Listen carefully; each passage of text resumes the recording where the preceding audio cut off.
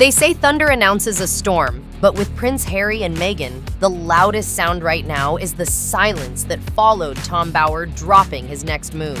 One name, one hint, and suddenly every feed lights up. Harry feels the ground tilt.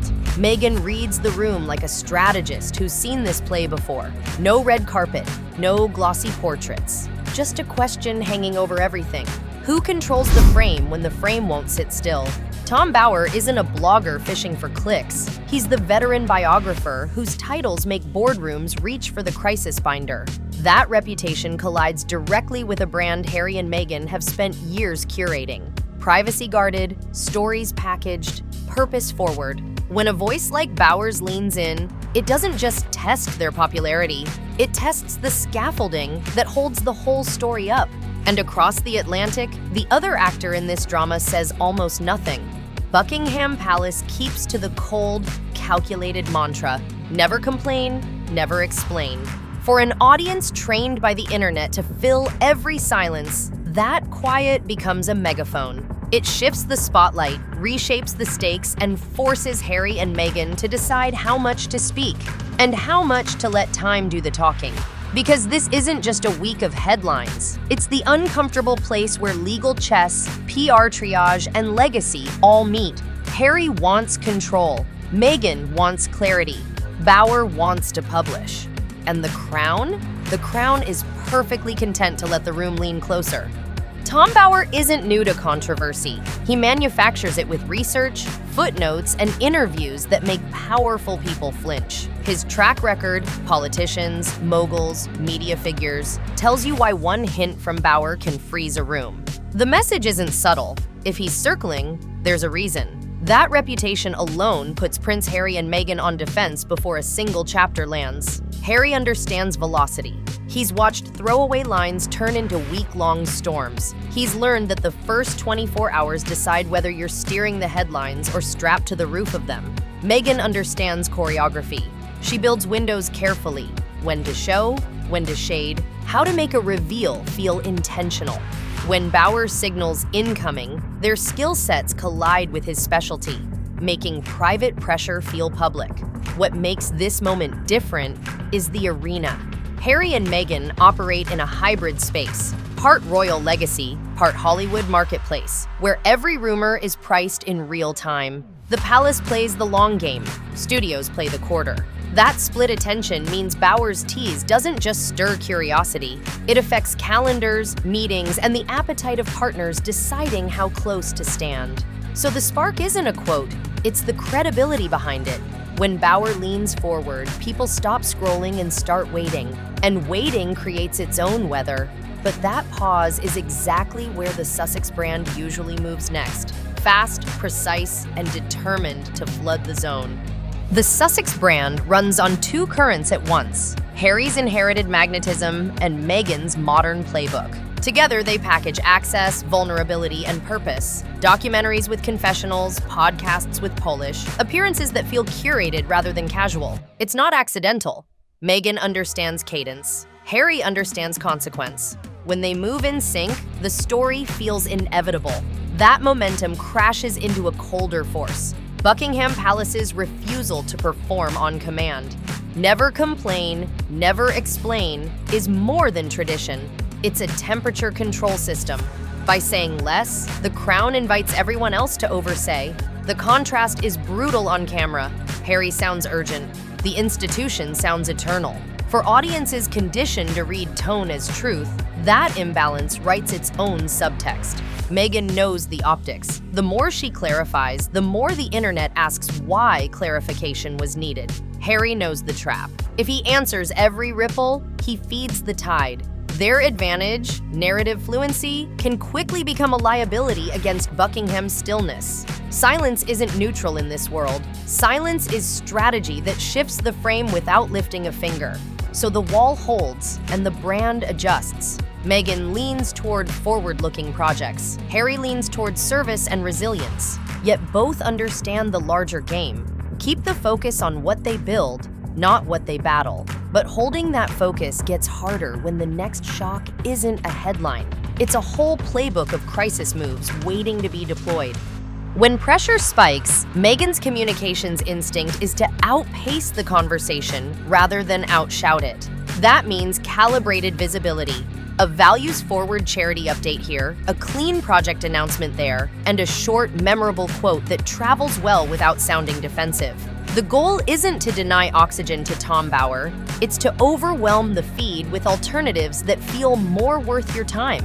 Harry faces a sharper edge. His most effective moments are purpose-led: Invictus, mental health, veterans advocacy, places where he isn't reacting, he's leading. In crisis, that becomes a compass. If Harry speaks, he benefits from speaking into something constructive, not against a rumor cycle. It signals steadiness, not agitation, and reminds the audience why they cared before the noise. The team around Harry and Meghan will weigh timing as much as content. Drop too early and you look rattled. Drop too late and you look cornered. That's why sophisticated PR favors adjacent stories, a partnership that advances Meghan's lifestyle lane, or a milestone that strengthens Harry's service lane. You won't see a point-by-point rebuttal. You'll see momentum, which is its own argument. There's also the discipline to leave some questions unanswered. Over-explaining is how public figures talk themselves into cul-de-sacs. Strategic restraint says, give enough to anchor sentiment, not enough to keep the fire fed. But restraint has limits when the conversation threatens to migrate from headlines to court filings. And that's where the legal maze starts to shape every move.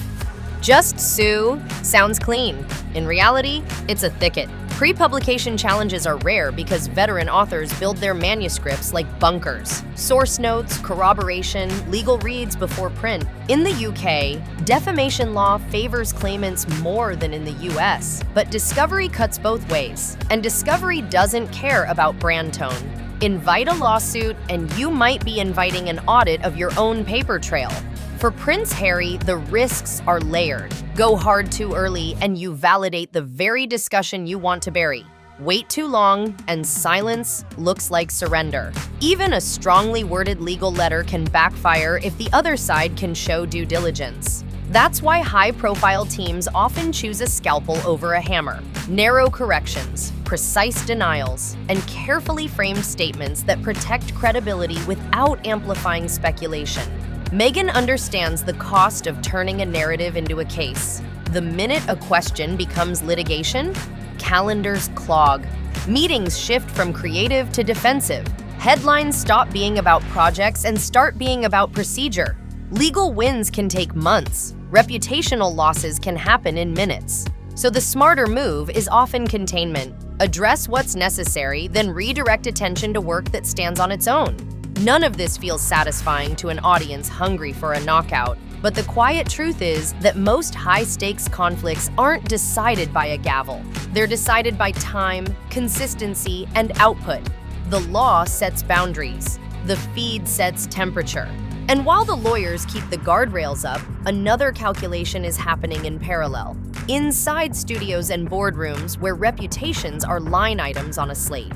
Studios don't watch a headline the way fans do. They watch the heat curve. If Prince Harry and Meghan are in an upswing, clean announcements, steady reception, executives loosen calendars. If the chatter tilts volatile, they protect the slate. Push a meeting, split a commitment, move a reveal. It isn't moral judgment, it's risk management built into development cycles and marketing windows. Meghan enters those rooms with a diversified pitch, lifestyle authority, on-camera confidence, producer acumen, and a values-forward audience. Harry brings mission-driven storytelling, Invictus service resilience that brands can align with. Together, they're not a single bet, they're a portfolio.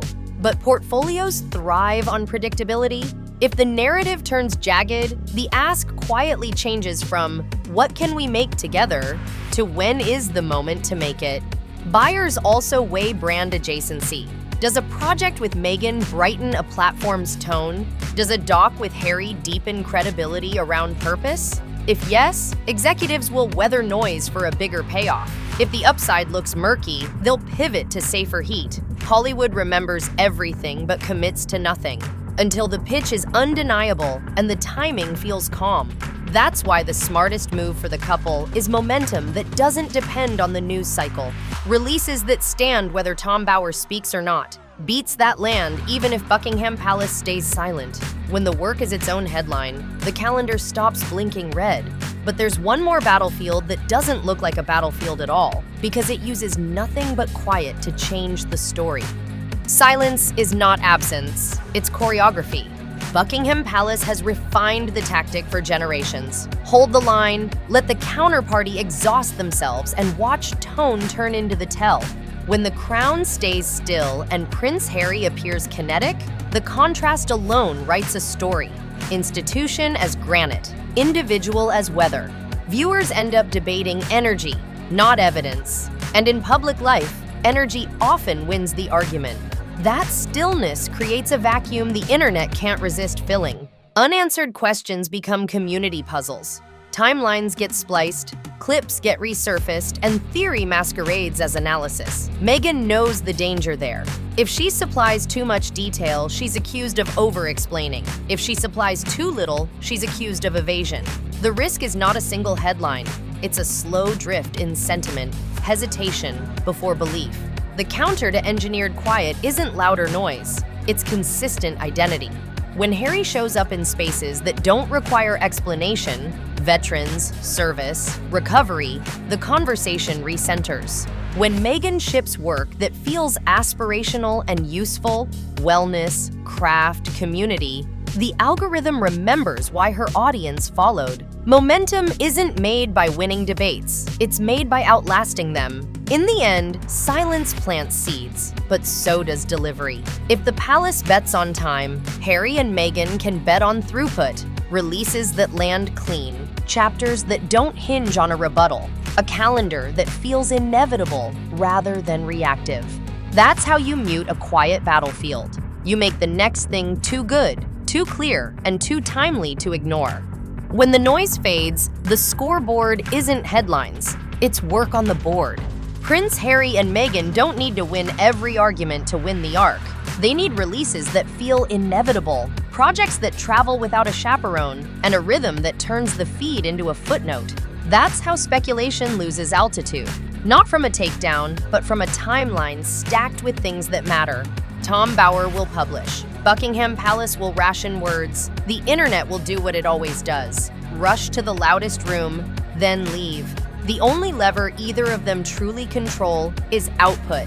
When Harry shows up where purpose lives and Meghan delivers where audience meets utility, the narrative stops being a defense and becomes a direction.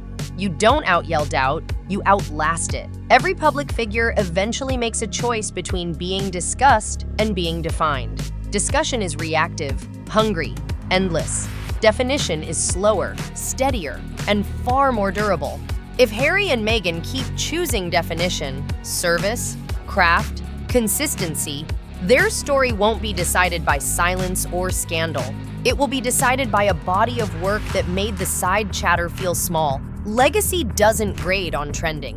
It grades on staying power. And on that scale, the path is simple, if not easy. Less performance, more permanence, fewer rebuttals, more results.